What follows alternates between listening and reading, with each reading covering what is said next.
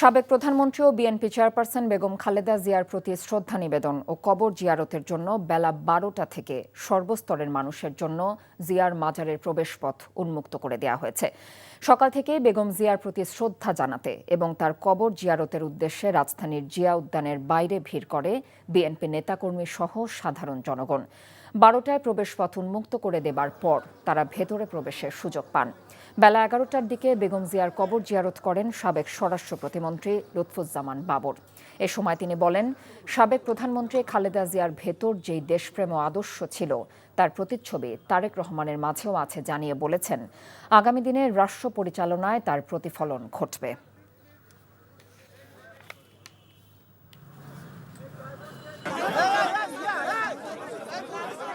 আমাদের নেত্রী জিয়াউদ্দিনে শহীদ জিয়া ও বেগম খালেদা জিয়ার সমাধিস্থল থেকে এখন যুক্ত হচ্ছেন স্টাফ করেসপন্ডেন্ট আরাফাত ইসলাম। আরাফাত, রাষ্ট্রীয় শোকের দ্বিতীয় দিনের সমাধিস্থলের সার্বিক অবস্থা আপনি কেমন দেখছেন?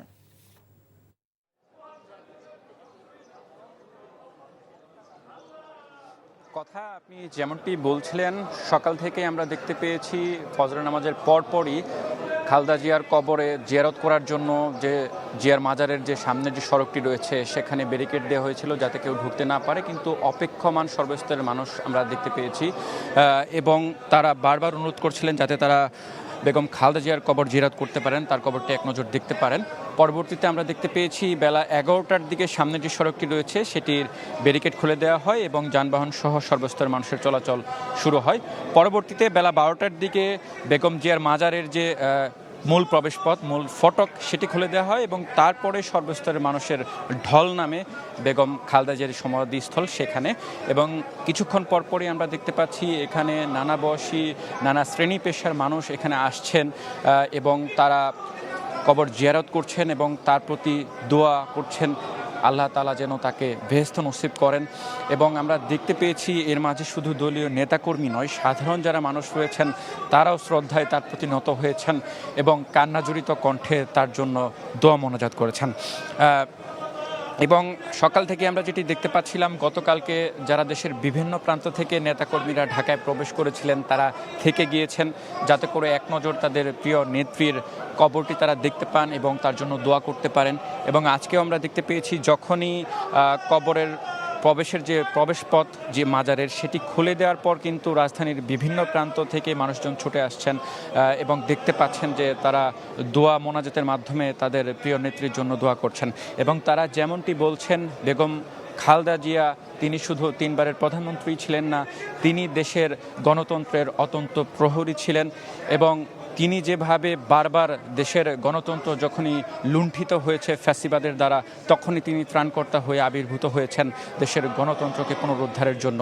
এবং তিনি যেভাবে তার রাজনৈতিক জীবন পার করেছেন, দেশের জন্য, দেশের মানুষের জন্য আত্মত্যাগ করেছেন, আগামী দিনে বিএনপি তার আদর্শকে বুকে ধারণ করে তার দেখানো পথে হাঁটবে এমনটাই প্রত্যাশা করছেন সর্বস্তরের মানুষ। সেই সাথে তারা যেমনটি বলছেন, তারেক জিয়া যিনি তার বড় ছেলে খালেদা জিয়ার যে সকল অসমাপ্ত কাজ রয়েছে সেগুলো আগামী দিনে বিএনপি যদি রাষ্ট্রীয় ক্ষমতায় যায়, তারেক রহমান যদি প্রধানমন্ত্রী হন, তাহলে তারেক রহমান খালেদা জিয়ার সেই অসমাপ্ত কাজগুলো সমাপ্ত করবেন। একই সাথে তারেক রহমানের পিতা শহীদ রাষ্ট্রপতি জিয়াউর রহমান যেভাবে দেশ পুনর্গঠন করেছিলেন স্বাধীনতা পরবর্তী সময়ে, সেভাবেই তিনি তার দেখানো পথে এবং তার মা বেগম খালেদা জিয়া তিনি সকল ধরনের আধিপত্যবাদের বিরুদ্ধে যেভাবে জাতীয়বাদী শক্তিতে বলিয়ান হয়ে দেশকে পরিচালনা করেছেন, সেই নীতিতে তারেক রহমানও দেশ পরিচালনা করবেন এমনটাই কিন্তু প্রত্যাশা করছেন দলীয় নেতাকর্মী, একই সাথে যারা শ্রদ্ধা জানানোর জন্য এখানে এসেছেন। এবং জানিয়ে রাখি, আমরা দেখতে পেয়েছি এখানে শুধু দোয়া মোনাজাত বা কবর জিয়ারত নয়, একই সাথে কিন্তু ওলামা দলের পক্ষ থেকে বেশ কয়েকজনকে আমরা দেখতে পেয়েছি কোরআন খতমের আয়োজন করা হয়েছে, যে যেভাবে পারছেন সেইভাবেই বেগম খালেদা জিয়ার জন্য দোয়া করছেন।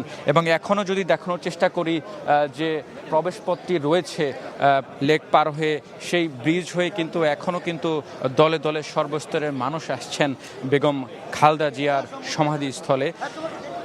এবং সমাধিস্থলে প্রবেশের পরই তারা দোয়া মোনাজাত করছেন এবং দোয়া মোনাজাতের মধ্য দিয়ে খালেদা জিয়ার জন্য তারা দোয়া করছেন।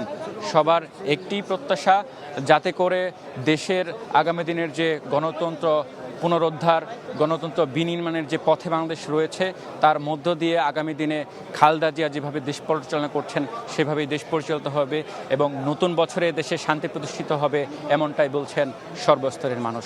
এখন পর্যন্ত খালেদা জিয়ার সমাধিস্থল থেকে এখানকার সার্বিক পরিস্থিতির খবর এই ছিল আমার কাছে।